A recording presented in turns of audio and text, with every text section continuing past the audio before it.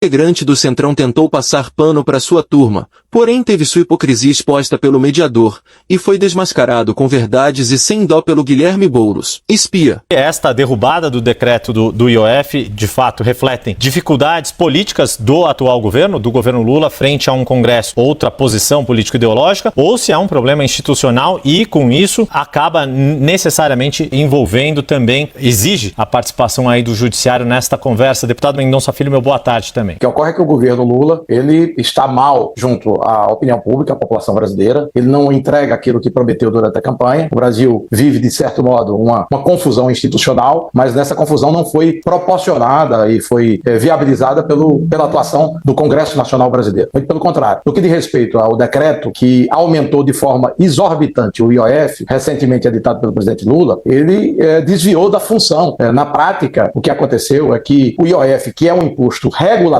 se transformou, a partir da decisão do presidente Lula, num imposto arrecadatório. Ou seja, o objetivo do governo Lula é tão somente arrecadar e arrecadar e arrecadar. Cobrar mais impostos sobre aquele que trabalha e aquele que produz. Eles não acreditam em equilíbrio fiscal. Tanto é que, ano passado, nós batemos recorde de arrecadação e, mesmo assim, a despesa segue subindo. Isso é o retrato da incompetência do governo petista na economia, com reflexos graves na vida do trabalhador, do pequeno e médio empreendedor. Não é responsabilidade do Congresso. Em 2017, houve o aumento da alíquota do CID sobre os combustíveis para preservar receitas. Na época, havia um déficit fiscal de 139 bilhões de reais. Naquele momento, não houve contestação por parte dos parlamentares. Eu queria que o senhor explicasse por que agora a situação é diferente do que aconteceu em 2017.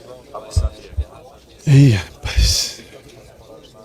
Eu acho que essa tua pergunta é muito ilustrativa. Aliás, o Mendonça era ministro do governo do Temer em 2017, que aumentou a CID. E, da mesma forma, o governo Bolsonaro aumentou a alíquota de IOF mais de uma vez por decreto ao longo dos seus 4 anos de governo e não houve contestação. É aí que você vê que tem 2 pesos e 2 medidas. Mendonça é um parlamentar experiente. Ele sabe muito bem que a prerrogativa sobre a alíquota de IOF é do Executivo, que, portanto, não houve nenhuma tomada de prerrogativa do Poder Legislativo. Sabe qual é o pano de fundo, Pedro? O pano de fundo é o seguinte: tem um debate sobre corte de gastos, sobre quem vai pagar a conta. O presidente Lula tem uma escolha política, e ele foi eleito por isso, pela maioria do povo brasileiro, que é a escolha de fazer com que os mais pobres e os trabalhadores não paguem a conta, que quem pague a conta seja o andar de cima. Foi por isso que ele propôs, por exemplo, isenção de imposto de renda, 0 de imposto de renda para quem ganha até R$5.000, e cobrar pela primeira vez imposto sobre lucros e dividendos, que os Estados Unidos cobram, que todos os países europeus cobram, de 10%, uma taxa bem abaixo da internacional para quem ganha mais de 50 mil. É justo. Quem tem mais, pague mais, e quem tem menos, não paga. Pergunta se o Lira apresentou um relatório. Eu espero que o Mendonça vote a favor. Agora, pergunta se a direita está a favor desse projeto do Lula. Dizem que quer taxar, pelo contrário. O Lula quer isentar 85% da população brasileira de imposto de renda. E o Congresso está sentado em cima. Querem cobrar responsabilidade fiscal? Por que não abrem mão de emenda parlamentar? Vamos abrir mão de emenda de bancada, de emenda de comissão. Vamos reduzir, acabar com a impositividade das emendas, que foi a ação que nós entramos no Supremo Tribunal Federal. Não topam. Por que não topa discutir super salário? Eu apresentei um PL no fim do ano passado para acabar com super salários acima do teto constitucional da elite, do judiciário, do Ministério Público e dos militares. Pergunta se foi para frente. Não foi. Pergunta se o vendedor da praia que o Mendonça estava falando tem isenção fiscal. Ou se é o grande do agronegócio. Ou se é as grandes corporações, inclusive multinacionais. O Lula propôs acabar com a isenção fiscal. O Congresso derrubou. Foi ano passado. 860 bilhões de setores que simplesmente não pagam imposto. Se qualquer um que está assistindo a gente deixar de pagar o IPVA, a polícia para o carro e leva para o pátio. Agora, se o dono do Itaú, do Bradesco, ou de uma grande corporação, ou da Friboi, não pagar imposto, ele recebe isenção e está tudo bem. Esse é o Brasil que a gente quer? O problema é que nós temos um Congresso, e é ilógico, o Congresso é legitimamente eleito, assim como o presidente da República. Só que ele é eleito para legislar. E o que está acontecendo é que o Congresso está querendo executar. E a farra das emendas parlamentares é a maior expressão disso. Hoje, uma parte expressiva da capacidade de investimento do governo brasileiro está comprometida com política clientelista de emenda parlamentar, que tira a capacidade do Estado de planejar a política pública de maneira equilibrada e equitativa, que diminui a qualidade dos gastos públicos. Aliás, saiu agora, acho que foi ontem ou anteontem, um deputado que gastou emenda parlamentar para asfaltar a rua num condomínio de luxo aqui em São Paulo, onde tem um castelo. É isso, é daí para baixo. Quantos escândalos a gente não viu de emenda parlamentar? Então, gente, vamos falar o português claro. Aqui não é um debate de técnica contra ideologia, é um debate de posições políticas diferentes. O Lula quer que o andar de cima pague a conta, que o rico entre no imposto de renda. A direita no Congresso Nacional quer botar no nome do trabalhador. É isso.